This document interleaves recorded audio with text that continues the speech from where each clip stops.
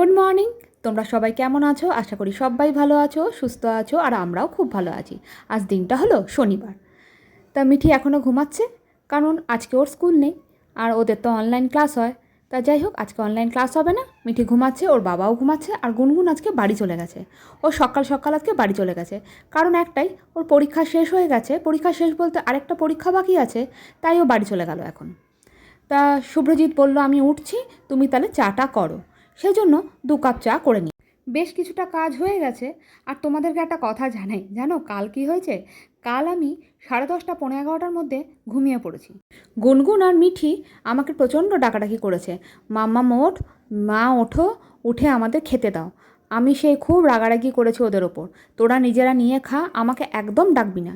সে যেন ঘুম থেকে আমি চোখটা খুলতেই পারছিলাম না। অবাক কাণ্ড, এর আগে কোনোদিনও এরকম হয়নি।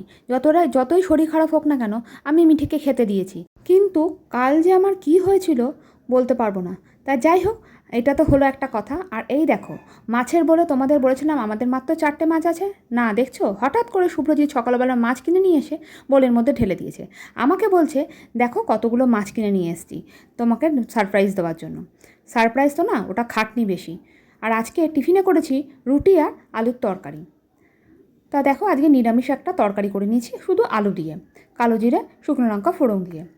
তা চলো এখন ওদেরকে খেতে দিই। এখনও কারো কিন্তু খাওয়া হয়নি। মিঠি অনেকটাই বেলা করে উঠেছে, 10:30 11টা নাগাদ মিঠি ঘুম থেকে উঠলো। আর শুভ্রজিৎও আমার সাথে উঠেই গেছিলো। আর গুনগুন তো বললামই বাড়ি চলে গেছে। তা আগামী দিন তো মাছের ঝোল করেছিলাম, সেই মাছের ঝোলটা না বেঁচে গেছিলো। তা যাই হোক, এখনও কি রান্না করব জানি না। আজকে তো শনিবার, সেজন্য নিরামিষ খাওয়ার কথা, কিন্তু আজ নিরামিষ তো খাবো না। কারণটা কি? কারণটা অনেকগুলো চুনো মাছ পড়ে আছে, মাছের ঝোলটাও বেঁচে গেছে। 2-3 দিনের পুরনো খাবার খেতে না বড্ড বাজে লাগে। সেজন্য ভাবছি আজ আর নিরামিষ করব না। তা শুভ্রজিৎ বলছে, একটু করে মাংস নিয়ে আসবো। আলো একদমই না, আজকে শনিবার, আর মাংস আনতে হবে না, যেটুকু মাছ আছে সেটুকুই খেয়ে নিই। তা এখন দেখি কি রান্না করা যায়। আর প্রচুর কাঁচা ভেজিয়েছি, দেখবে চলো কতগুলো কাঁচা কেচেছি। এই যে এতগুলো কাঁচা কেচেছি, তারের মধ্যে জায়গাটুকু নেই। প্রতিদিনই প্রচণ্ড কাঁচা কাচ্ছি। কী করে যে এত জামা কাপড় হয় জানি না, জিনিসের থেকে জামা কাপড়টা যেন বেশি হয়ে গেছে। আমাদের ছোটোবেলা এত জামা কাপড় আমাদের কেনাই হতো না। আজকাল যেন বাবা মাদের হয়েছে বাইরে বেরালেই জামা কাপড় কেনা বাচ্চাদের জন্য। ঠিক তাই আমরাও তাই করি। আর এই দেখো, আমার ছোট্ট বাগানটা আজ তোমাদের সাথে একটু শেয়ার করলাম, অনেক দিন শেয়ার করিনি। আর বেশিরভাগ গাছ তো আমার ঘরের ভেতরেই থাকে। এই গাছগুলোকে তো দেখেছিলেই পরিষ্কার পরিচ্ছন্ন করে দিয়েছি। তো ঘরে টুকিটাকি কাজ অনেক পড়ে আছে। আর দাঁড়াও, এই গাছটাকে আজকে একটুখানি ঘরে নিয়ে যাই। এটা ঘরেই থাকে, তাও একবার এটাকে ঘরে গিয়ে রেখে দিয়ে আসি। এই যে এটাকে ভাবছি টিভির পাশেই রাখবো। এটা আগে টিভির পাশেই থাকতো, কিন্তু কয়েকদিনের জন্য ওকে রোদ্দুর খাওয়ার জন্য বাইরে রেখেছিলাম। এখন দেখলাম তরতাজা হয়েছে, আবার কিছুদিন পর ওকে হয়তো আবার বাইরে করে দেবো।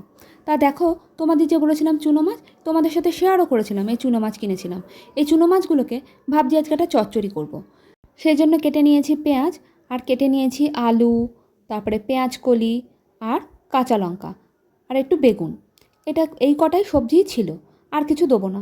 এগুলো দিকে একটু ভাবছি চচ্চড়ি করে নেবো। আর একটু ডাল করব, মিঠির জন্য ভাজা মাছ করে তুলে রাখবো। তা এই বেলাটা হয়ে যাবে। আর রাত্রেবেলা হয়তো একটু ডিমের অমলেট, আর হয়তো একটুখানি আলু সেদ্ধ করে নেবো, বা আলু ভাজা। আর দেখো, একেবারে খাওয়া দাওয়ার পর তোমাদের সামনে চলে এলাম। আমি একটু বেরিয়েছিলাম, সামনের দোকানে গেছিলাম কয়েকটা জিনিস কিনতে। সেজন্য ঘরে এসে আর জামাকাপড়টা ছাড়িনি। যত জামাকাপড় কেচেছিলাম, কিছুটা জামাকাপড় শুকিয়ে গেছে। তার আগের দিনেরও কয়েকটা জামাকাপড় ছিল, সেগুলোও শুকিয়ে গেছে। তাই ভাবলাম এখন এগুলোকে ভাঁজ করে নিই। আর তোমাদেরকে আর কি বলবো আমার আলনার কথা। এই আলনাটা যে আমার কি বিরক্ত লাগে জানি না।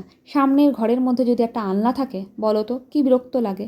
জানি না আবার একটা কবে আলমারি আমি কিনতে পারবো বলতে, সত্যি কথা বলতে, যেহেতু আমি ভাড়া বাড়িতে থাকি, সেজন্য আর কেনার মতন অতটা ইচ্ছা থাকে না। সেজন্য মনে হয় পরে কিনলেও কিনে নেবো, যখন দরকার হবে তখন কিনে নেবো, সেজন্য অতটা গা করি না। তা যাই হোক, মিঠিকে বললাম তুই পর, আমি কিছুক্ষণ পর তোকে নিয়ে বসছি। ঘরের আমি টুকিটাকি কাজগুলো করে নিই, তারপরে তোকে নিয়ে বসছি। কোনো রকমে ওকে পড়তে বসিয়েছি। পড়তে বসার নাম বললেই তো সে তো কান্নাকাটি শুরু হয়ে যায়। তা যাই হোক, আর তোমাদের ভিডিওটা কেমন লাগছে অবশ্যই কিন্তু কমেন্ট করে জানিও। অনেকেই বলছে বড় ভিডিও করতে, ছোট ভিডিও কে দেখতে চায় না, তাহলে আর বড় ভিডিও করে কি করব। তা বাদ দাও ওইসব কথা। আর ও হ্যাঁ, আরেকটা কথা, অনেকের ভিডিওতে না একদমই যাওয়া হচ্ছে না। সত্যি কথা বলতে একটু ব্যস্ত হয়ে পড়েছি সব কিছু নিয়ে। তা তা যাই হোক, ঠিক সময় মতন আমি চলে যাব। তাহলে আজকের জন্য ভিডিওটা এখানেই শেষ করছি। তোমাদের যদি ভালো লেগে থাকে একটা like, comment, share and subscribe করতে একদমই ভুলো না। ভালো লাগলে একটা কমেন্ট করে অবশ্যই জানিও। আর তোমরা সবাই ভালো থেকো, সুস্থ থেকো, সাবধানে থেকো, আর সকলকে ভালো লাগো। এখনকার জন্য টাটা, গুড নাইট।